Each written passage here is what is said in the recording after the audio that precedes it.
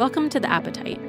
We're clinicians from Opal Food and Body Wisdom, an eating disorder treatment center in Seattle.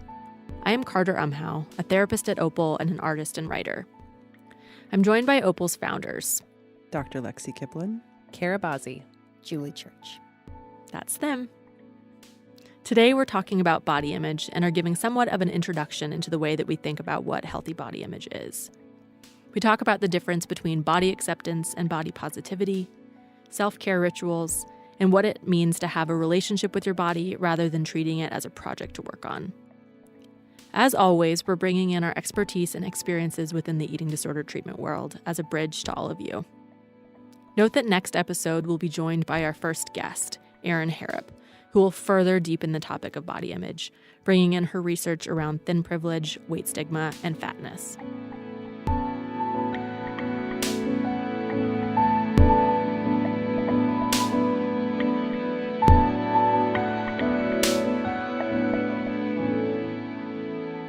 Okay, so we're talking about body image today, and as I've been thinking about this, one of the main things that I've noticed myself thinking is that I sort of assume that most women, maybe even most people, start out with somewhat bad body image, which is sort of a sad assumption to realize I have. But I'm not so sure, because maybe it's a common assumption or a common thing in the world to have negative ideas about your body, that most people have thought about what it means to have a positive body image or what that would even look like. How they would know the difference between kind of the optimal relationship to self versus just kind of the average, yeah, you're supposed to hate your body kind of thing, which is really sad. Right. But is there a way that we can define what healthy body image is? Well, yeah, I mean, the first thing I think about with the negative body image is then the response to fix it, right? So that's a much more common mentality of I need to change my body. So we're operating from a place of seeing our bodies as objects. And one of the main things that we're doing in treatment with our clients is trying to move away from the fix mindset around body and try to begin to be in a relationship with body. And so when I think of healthy body image, I think of how does that mirror how we would define as healthy relationships, like thinking of even just two-person relationships, right? So what is in a healthy relationship? And we can speak those things very similar to what that would mean in relationship to ourselves and our body, which is respect, a full range of emotion. So in relationship, we have moments that we're finding a lot of pleasure in people. We have moments that we're irritated and angry. We have moments that we're sad. We have moments that we're feeling lots of feelings towards another person. And similarly to our bodies, that would be normal. In healthy relationships, there's I think of attentiveness and care, both kind of physically and just paying attention to. And a sense of knowing. So if we're close to someone in a healthy relationship, we know them pretty well, right? We ask them questions. We have curiosity. And orienting ourselves like that to our body is also really can beget more of a healthy relationship of just trying to learn from it, noticing how allowing it to look and behave in the way that it's authentic versus trying to control it, trying to make it something that it's not. So I get excited about thinking about it in that metaphor of how it mirrors a healthy relationship to humans. And so many people don't think of relationship to body in that way. No. And as you were saying that, I was thinking too, wow, it actually takes a huge process to be able to accept in yourself that you would feel multiple things toward the same person or toward yourself. Exactly. Right? So in relationship, that's hard work. Totally. And I then, can't both be mad and love someone at the same time, right? Yeah. Yeah. So of course we don't know how to do that necessarily with our bodies. Right. When there's all this external pressure as well. Right. More often we compartmentalize or just see some all or none kind of thinking around, the emotions. But that's just not realistic. So when we're thinking about kind of this body object or body as object rather than being in relationship to a body, there are a lot of components to what that entails. what do you all think contributes to objectifying the body? Again, another word that sort of is like, well, duh, unfortunately, right? But what are these factors that lead us to kind of be living in a culture of objectified bodies? Well, the main thing, I'll start, and then you guys, I'd love to hear what you think, but I think a main one is just the thin ideal, right? That there is this perception of what is beautiful, and then all the attachment to what the thin ideal is, right? Like and think of, I mean, most people would be aware of this, the mass marketing around the desirable external appearance and what it is connected to, which is often love, sense of belonging, connection, which everybody wants. So of course we want that. Of course, if the belief is that if my body looks a particular way, I will gain love and care, then, I mean, that's why a lot of people are willing to go at great lengths to change their body, because they want love. I mean, ultimately, I think there's the desire for connection. I do think, though, within that, too, kind of take the step back, because I think when you say this in terms of media or culture and like, where does that thin ideal come from? And I think for so many people, it can be within a relationship that they felt that thin ideal was idealized, right? So this particular ideal was there, and then they were like, oh, well, this person, to be in relationship with this particular person I want to be in relationship with, I need to look a certain way. But I think one of the things that is so helpful, I guess, in when somebody is really trying to understand this better is to kind of take the step back and go, okay, well, how did that person come to think that that was the ideal? Right. Because they started to have that ideal from what? And it could have been somebody in their life that communicated the ideal to them, and where'd that person get it? And it could be all relationally. And then you kind of start to think about images and media and advertising and like the things that contribute to that and definitely objectify all human bodies, really. But I think it's a good thing to stop and pause and go, like, people a lot of talks body image want to talk about media and the images that we see and how we're bombarded by those things.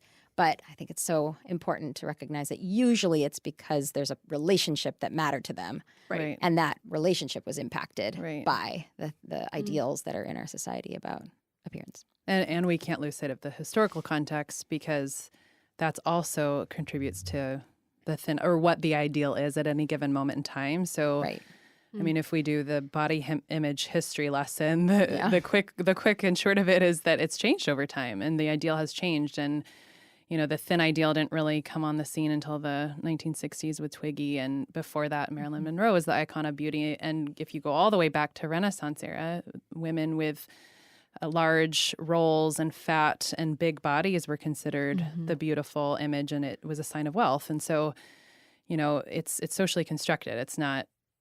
These things change over time, and there's, you know, of course there's like the research about countries who have been without TV, and then they get introduced into TV, and then they start to adopt the thin ideal. There was the study in Fiji where that happened.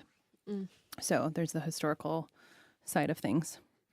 It's when the ideal runs in conflict with who we actually are as women. You know, that there's that why isn't the ideal a reflection of who we actually are, Right. And why would that be? Why would it be that there would be an ideal that isn't reflective of real women in the world? I mean, what's that about? That's interesting, right? And of course can tie that in with social justice concerns.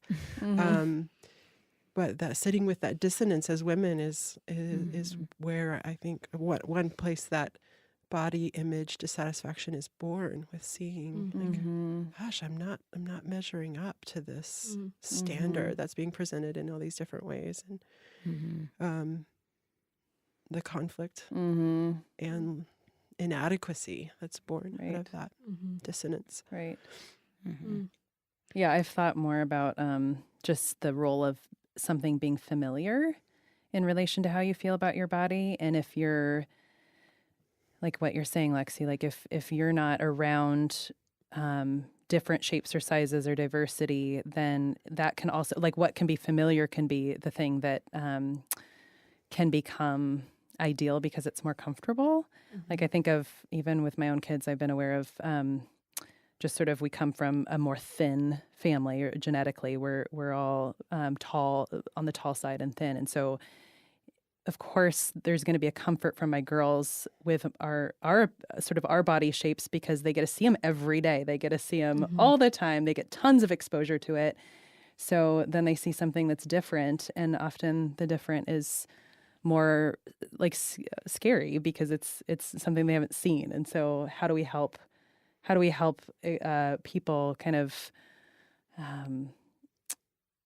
reconcile something that's different and not go to interpretations that are so negative, I guess.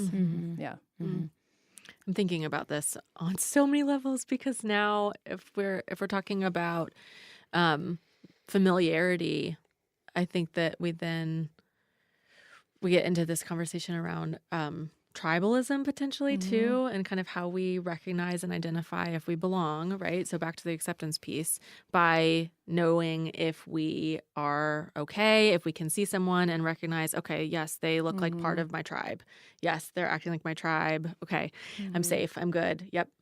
And so the craziness of having like one type of body, one race, one performance of gender, et cetera, like all out in the open, is that then when we are not necessarily seeing that in ourselves, or maybe even the people around us, I think it does turn into not just fear, but also potentially hatred as well.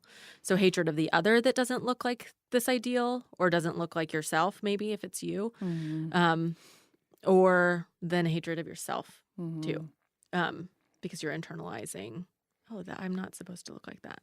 This is what the world is supposed to be. I know that I'm not safe now. And so much of this goes underground. It's so silent. A lot of it's silent. I mean, I just think of all the ways that people, I think especially with kids in this way, just with the development side, but how much just gets buried in their thoughts, and there's not conversation about it. Right. And that's sadly that things just get more and more internalized. Right. And I used to, my research back in graduate school was in body image dissatisfaction, and the thin ideal internalization is like the most potent factor in contribution to body image dissatisfaction. So like believing that the thinness is ideal is what really can get us in trouble, right? Yeah.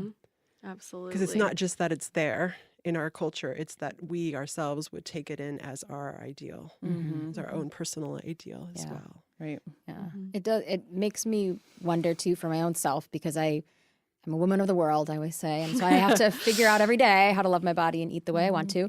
But I think in that though, okay, well, what contributed to my journey leading to the fact that I never got to a place of having body dissatisfaction or negative body image to a point that I would harm my body with an eating disorder or other means, but I would say it's ebbed and flowed. And so, I just kind of wonder, like, what, and I think of places like the YMCA where I grew up going and seeing the diverse body sizes and shapes. And even within my own family and my close friends and the community I was a part of, I didn't see one universal body. I was really, when I think back on that, I'm like, interesting. Like, I do really see that. And within my genetic pool, I see diversity actually in sizes. So that's interesting. And I wonder how much that was protective for me, right? Because I maybe didn't internalize that. But I was pretty into the things that were cool, I guess I'd say. Like, I don't know, like I had I think of all the teeny bopper magazines. Cheerleader Julie. Yes. But I liked all those things, which I am scared for my kids. Like I want to reject those things for my kids. Oh, I don't want them to see the men's health magazines because I've already made it clear to them that that's photoshopped. Like very small amount of people look that way, and it's probably edited to look that way, even if that body sort of looks like that in real life, Anyways, so it's interesting because I looked at all that stuff for sure, and so just curious to wonder what were the protective factors for me. Yeah, something comes to my mind. Yeah. What about for either of you in terms of your kind of relationship to your body growing up, or the context that you were in that got you thinking about these things? Well, I went down the road of an eating disorder. I think that's already been outed in the earlier podcast. But I think interesting. I was, I've been reflecting a little bit about this, given that we're doing this podcast, and just thinking about, I like I said, my family were all genetically on that thin side, tall. So I think I just lived with thin privilege growing up. Didn't realize it, but didn't think much about my body. I don't think I was I don't remember having much body dissatisfaction, but I remember the main focus of my body was in athletics, and it was what it could do, how it could perform. It was less about the aesthetic, but I also think I didn't have a lot of, negative comments towards me. And my family didn't comment much about body either. So I was a little insulated, but also didn't have much awareness about it. And so I think that was actually didn't help me in the future. But anyways, I pushed myself through sport, and then that was really where the entry of my eating disorder came in, was more from a performance standpoint of this desire or losing weight and desire to be more thin for sport performance. But then once my eating disorder changed and I started binging and restricting and over-exercising, my body changed, and I started, my body gained weight.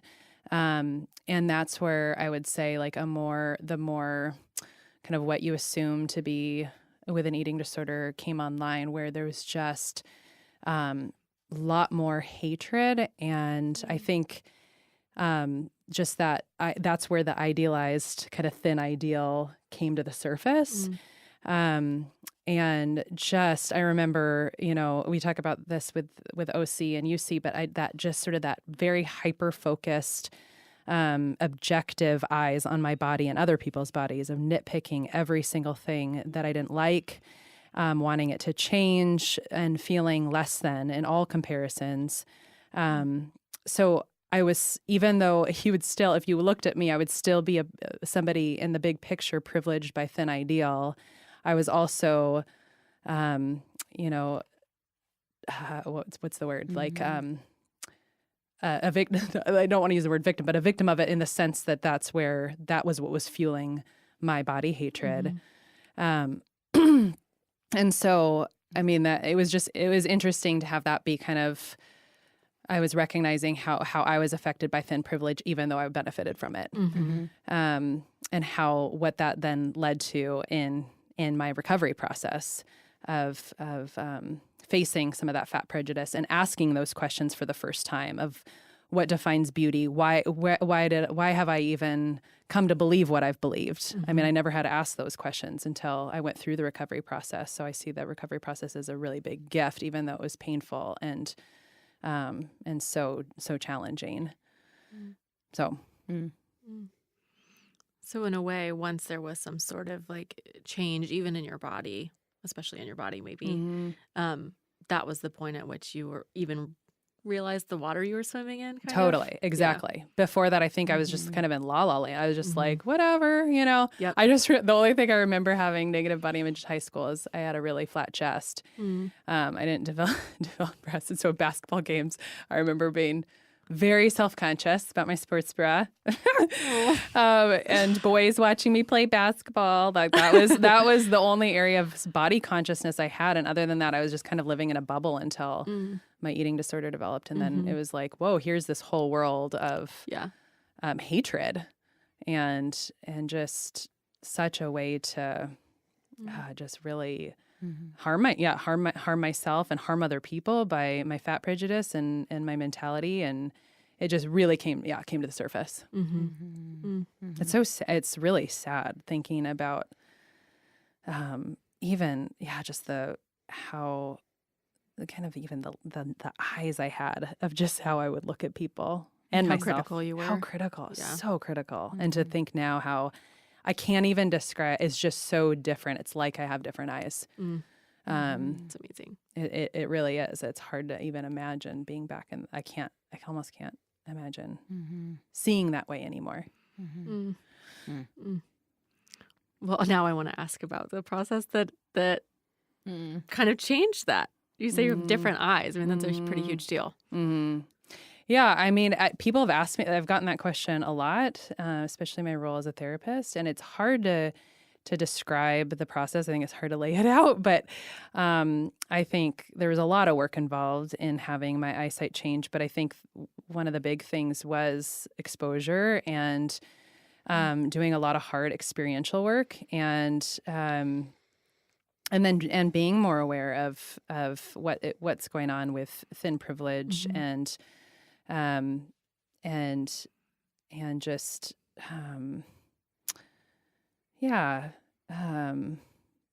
I lost my train of thought. Well, that's good because I was going to ask you a question. Great. Okay, I totally just lost my train of thought. That's okay. Well, I was going to ask you what the experiential work looked like. What does that mean? Yeah, I think like some of it is really tangible and practical of facing some of the things that I avoided. I mean, there was a lot of ways I was making my life smaller because of my body image avoidance. Some of it was, I remember a specific example. I might have even said this in an earlier podcast, but going to a beach, having a friend down in California, see what I knew I had body image distortion. I mean, I think I knew I had it. And so just making myself vulnerable, letting my friend say what she saw on the beach and have her describe bodies and really highlight the way that my eyes were distorted. And I feel like there was something really powerful in that exchange because I trusted her eyesight essentially. Wow. And then I exposed myself to lots of images. I did, I looked at women in larger bodies. I looked at, I did some of my own I worked with some photography of my own body. Cool. I think I just faced a lot of fears and really, I mean, in some ways it aligned with a lot of the values I have around empowerment and social justice. So as the more I exposed, the more it got me kind of, I guess, excited about seeing things differently. And then I don't know how the eyesight changed, but the eyesight started to change. And I really, it's almost hard. I think in some ways I went through this phase where I thought, gosh, my body doesn't even really matter, my body, because my eyesight had changed so much. And so then I had to get to a stage of reconciling that my body did matter with the help of Lexi and Julie. Mattered in what way? Like mattered to other people, or? Because we are in a world where there is this thin ideal. And I couldn't deny that my body meant something in the world, even though for me, I don't feel like the thin ideal dominates my life to the same degree. But I think that's where I was sort of missing the boat in the other kind of extreme of pretending like my body size didn't matter and that my external appearance has an impact on relationships with people, especially in the higher level of care eating disorder setting where I'm being objectified all the time. And I think of Julie and Lexi have been an incredible relationships for change. And I feel very just indebted. I mean, I just felt like it was a really incredible experience for them to kind of gently confront me on that. And I also think about the first co-leader in our body image group at Opal 6 years ago, who also challenged me a lot in some of the ways that I still needed some growth around what my body meant in the world, especially being in a thinner body and doing this work. Wow. And holding my privilege responsibly. It sounds like you moved from kind of objectifying yourself and everybody else in this really crippling, really paralyzing, stifling way. And then having kind of like this awakening of kind of casting that aside and being beyond the body in a way. Right. Being beyond the body. But I also imagine you could sort of like looking at these beautiful books and kind of the fear that you might have had looking at a larger body, and then being able to be exposed and say, okay. I mean, I don't know what you would have been thinking, but okay, yes, that is another body. Okay, I can look at that without having this huge reaction. I can look at someone that's different than me and not be worried or worried about the unknown. Yeah, the fear connection had really been broken. Yeah. And then you moved into, again, realizing that, okay, yes, we still have bodies. They still matter in the world too. Yes. Yeah. And I'm a part of the society and I can't just be off in a different island with it. And there's a responsibility in a way to that. Which, and sometimes I don't feel a sense of belonging because I do feel some of that vulnerability of not kind of feeling like I might be in the same places as other people with it, and not in a like, I'm concerned it could come off. There's like some better than, which is not how it feels. But anyways, there's a vulnerability in that. Mm-hmm. Yeah. Lexi, what about you? Yeah, I mean, I listened to Kara and I'm like, gosh, that sounds amazing. In that I think my experience is maybe more normative than Kara's, in the sense that I would like to see differently, and I my beliefs and values are aligned with non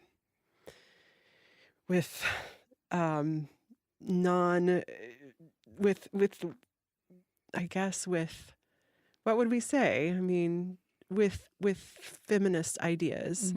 And you would want to see your own body differently or other bodies differently, or I mean, it's probably more applied to myself, so that I feel more stuck in it. Like, because I think I would like to think different. I would like to experience my body differently. That's something I would love, and I would love to be able to do experiential. I've done a lot of that work, but my sense of my physical self, or my experience of my physical self, doesn't necessarily, my emotional experience of my physical self doesn't necessarily shift, despite the life I'm living, the people I'm around, the different ways that the exposure I'm getting to different ideas. It feels almost like it's a rigid discontent. It's a place where I don't feel as much flexibility in my life. So I think in talking to women, these many years, I think I've always resonated with their experiences. This is what I hear from them too, is just more of this normative discontent and this frustration that different ways of thinking simply can't change how we feel or experience necessarily.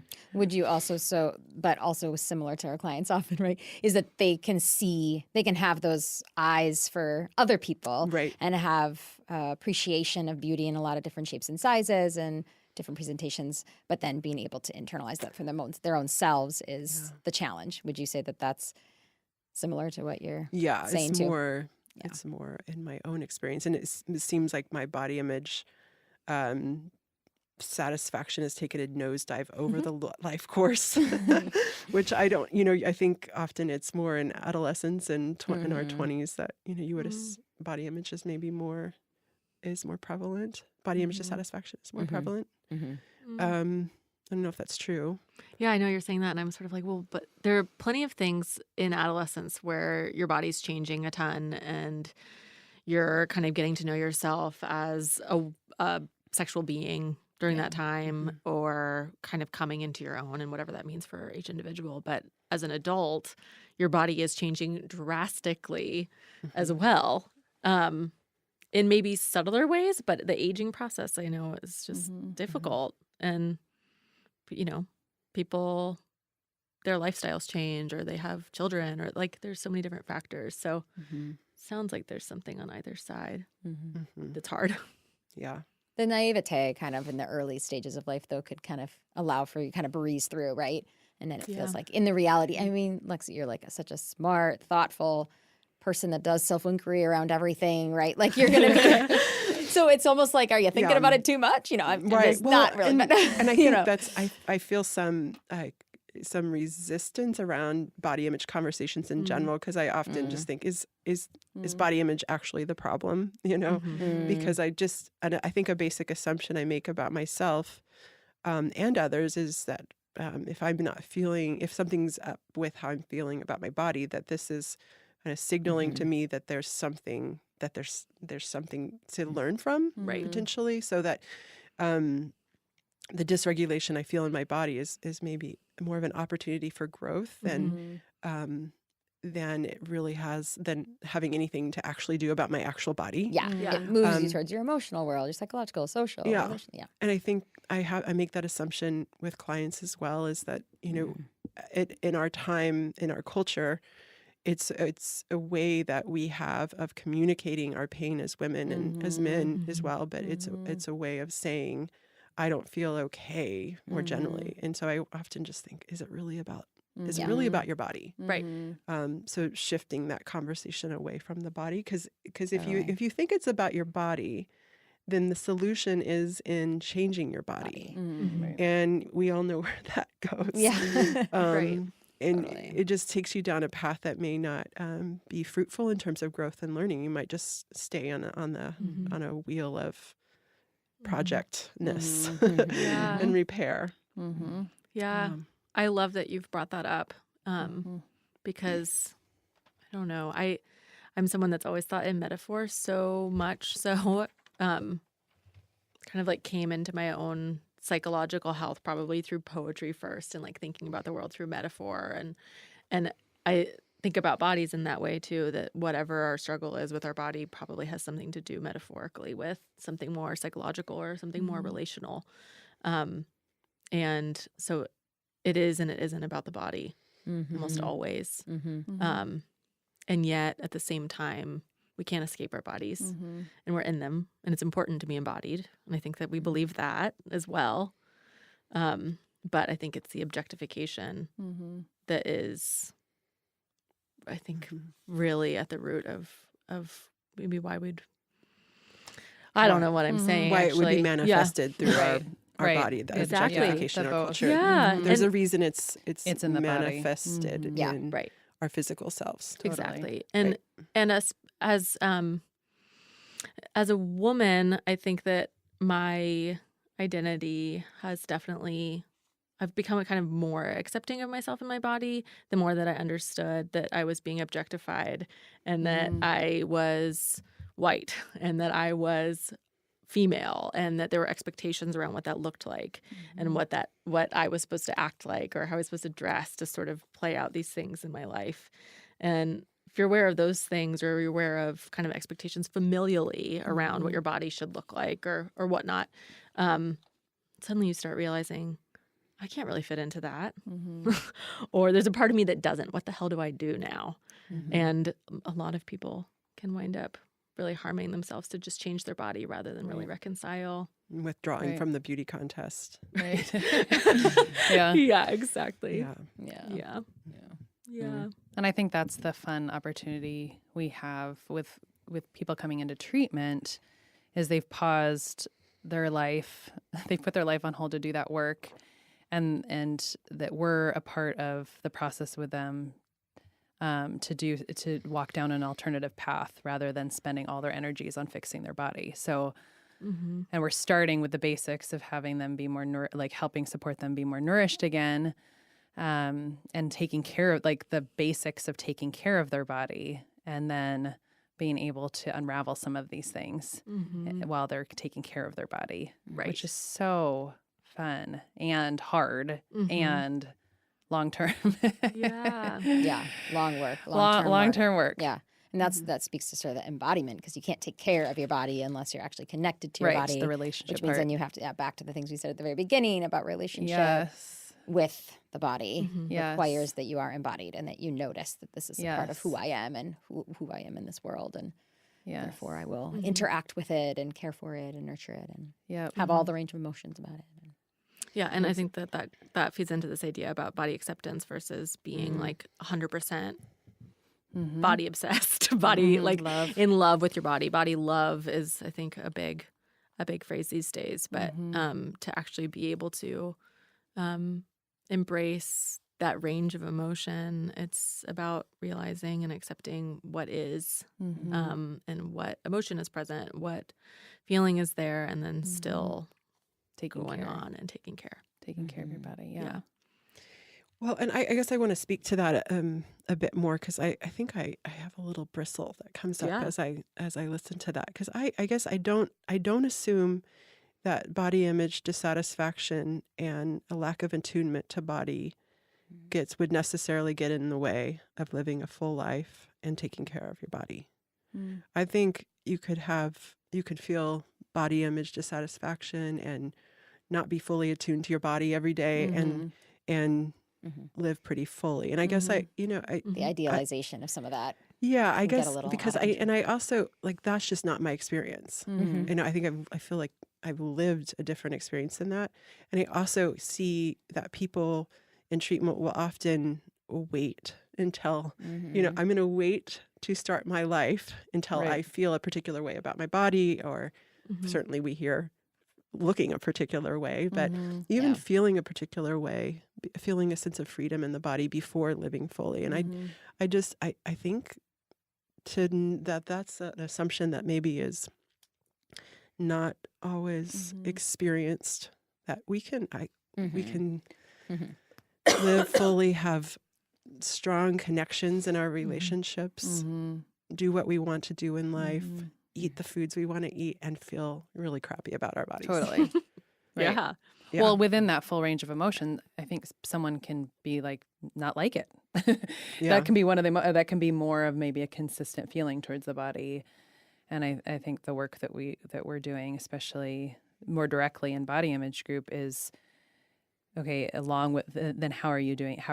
What's the action, the behavior side of how you're relating to your body and food and relationship and all of that amidst all that emotion. And I think that's that's where, I don't think we're going for an ideal of having particular emotions around the body. But living despite living with those emotions. And a lot of times people are just avoiding all the emotions. I mean, that's because they're avoiding the relationship part of when they're objectifying their body and trying, just putting the energy towards fixing. Yeah, right. Which is that I love the radically open dialectical behavioral therapy work when it comes to body image, thinking about it as a sign of, as dysregulation that could be Learning. Opportunity for growth and learning, versus it a problem of the body necessarily. Yeah. Yeah. Could I speak to some of the things we've done with Please, yeah. in groups? So some of this could be, I think one question could be, well, how do you start moving towards more of a relationship with your body than a project, rather than objectifying? And one of the ways we think about it, again, going back to the very beginning of this podcast episode, with thinking about the mirror to healthy relationships and getting to know and having communication, two-way communication. One of the exercises we do is writing a letter, doing letter writing. So writing a letter to the body and having the body write a letter to yourself. And then sometimes we add in a third letter of having, writing a letter from our younger self to our current self. Wow. And it's usually we cycle through this group every couple months, and it's usually a really powerful experience to get at kind of the full range of emotion. And the tone of the letters are always they're kind of all over the place. Sometimes they're massive, just letters of hatred where people are just, the pen is pulling through the paper, and some letters are those of grief. Some have a tone of forgiveness, some have anger, and then a little bit of opening for compassion. But you see, especially when someone's been through treatment, they go through different iterations of writing the letter. You can see changes between the time where people are working like in a relationship where there's a change process, and different emotions come out. And it's really that part to be a witness to as a body image leader. It's really powerful to see that process go through. And I thought it could be a cool thing to bring in a letter that one of the clients has written to their body.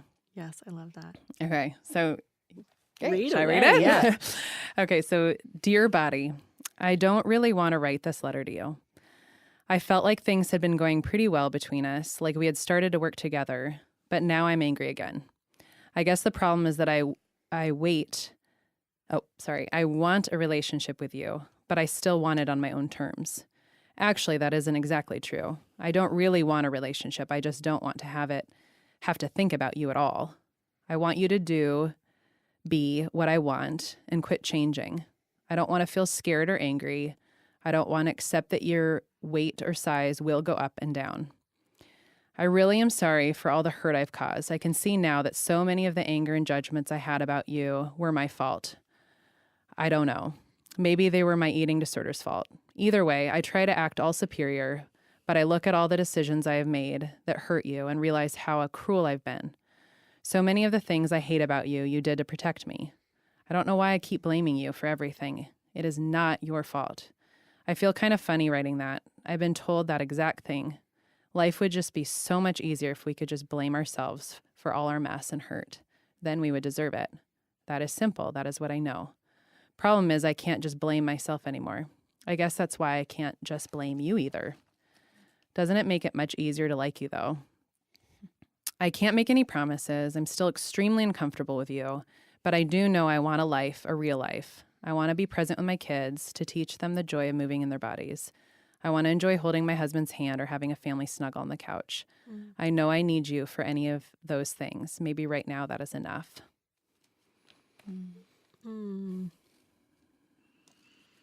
It's so fun That's to hear beautiful. that. Yeah. Yeah.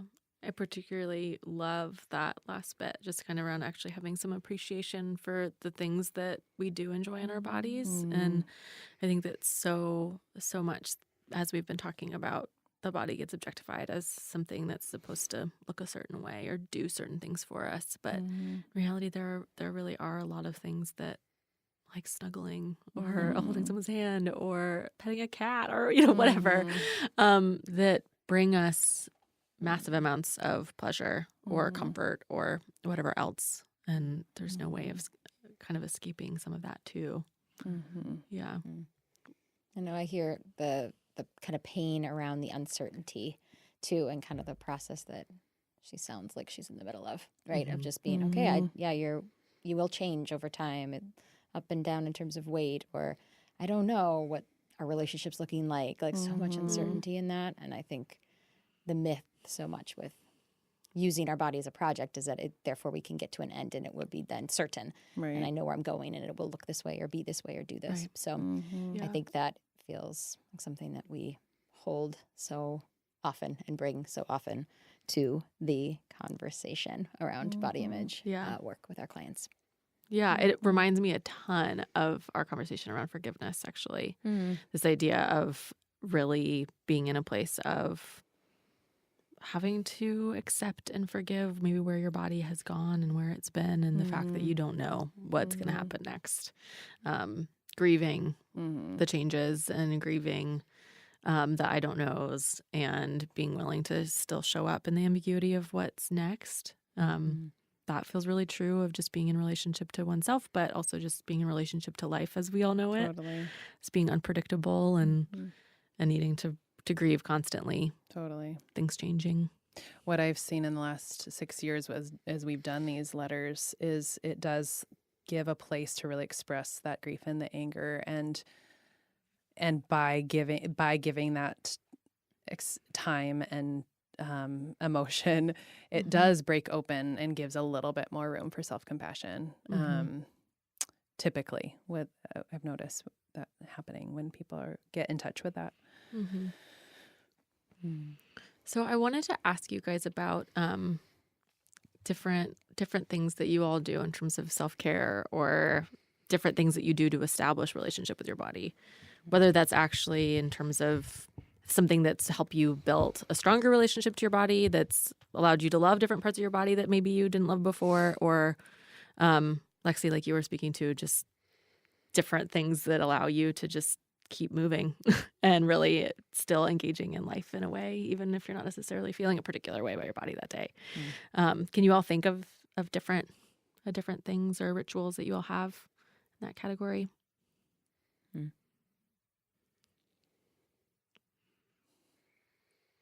Shall I start? I mean, it's Totally. You want? You going? sure. You got it? Go for it. Well, I just was thinking of even this letter from this gal. I think a lot of what I realize, a lot of rituals are actually around my kids and their touch. I love it when my kids brush my hair and braid my hair and scratch my arm and scratch my back. I have a lot of, when I'm feeling overwhelmed and anxious, there's a lot of touch that feels really like self-care with them. Also, I mean, sports continue to be such a place of self-care. And I think being alone is like a big deal to take care of my body and calm down, slowing down and being alone. Also, I love a good facial. Facials are my favorite thing. I love massages. I discovered Thai massage. That's amazing. Ooh. I like tried that one. showering. I like showering. Yeah. I like. And there's times I'm not attuned to my body. So to that point too, of just like there's times I push my body. I'm an achiever. I'm competitive, and there's times I like definitely push my body past lots of limits. I mean, this is just reality, and I'm not tuning in, and I'm not responding to what it might want. So that happens too, and it always it does. It feels like it's happy when I take care of it. Yes. Yeah. It's interesting. Self-care is not my strength. But I think it's interesting when I think about, this is going to sound so cliche coming from the dietitian in the room. I don't want to say it. But I think my appetite cues and the way that my body works has always been very, very clear. And so I eat. Like I make sure to take care of myself with that. And it's such clear evidence when I don't feed myself well. If I'm, just out of busyness or whatever it is. And that is one thing I think back to when we opened Opal, and that was when I was going back to work full time, and I was nursing my second child at the time. Whoa. And doing a lot of the meals with the clients. And we just, as owners, we decided, we're gonna allow the lunch at Opal to be also a part of our compensation. And so we would always, and we still do, have whatever the meal is that the clients and the staff are having, we also go out and get our portion, and I just think about that, like, oh, yes, like such a big thing to be able to have that. That was like a way to sort of be continually, easily nourished with such wide variety of yummy food and regularly, easily accessible. So I think of that time, and I just have always known that about my genetics. It's similar to my father. It's just like, we know we're going to get the headache if you don't do it. And I've just always had clear. So that is something that's never compromised in my way of caring for myself. And I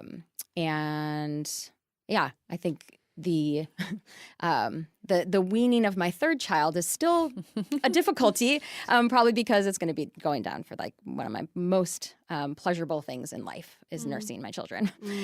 So he just still wants a little bit of mama's milk, and I'm like, okay, please. So I think that those are things that come to my mind, but it's so cliche to have the dietitian talk about food. I'm so sorry. Own it, Julie. I appreciate it. Sorry. Own it. But I couldn't do anything without it. That's okay. I like it. What about you, Lexi? Cuddling with Ela. Yeah, your daughter. Yeah, my daughter. And sports, I would say as well. If I really think about what actually happens on the ground when I'm having a harder time with my body, I think I do move into more of a self-inquiry about it, because I just assume that there's what's going on. What does this mean about who I am in the world? How is it that I'm arriving here in this moment today with my body? What does that mean? What can I learn? And I think I'm like strongly in that now, and I guess I feel like that's a way of taking care of myself. I love that. It's probably my most powerful self-care strategy. Yeah, I love that you're defining self-care in that way. I think that like all three of you just defined it in different ways with a lot of nuance, and I think that it's not just about like doing something that's, I don't know, relaxing or indulgent or something like that. Sometimes it's the parenting work, or it's the intellectual work, or it's the like connection work as well of being relational, both with others and with ourselves too. So I like all this.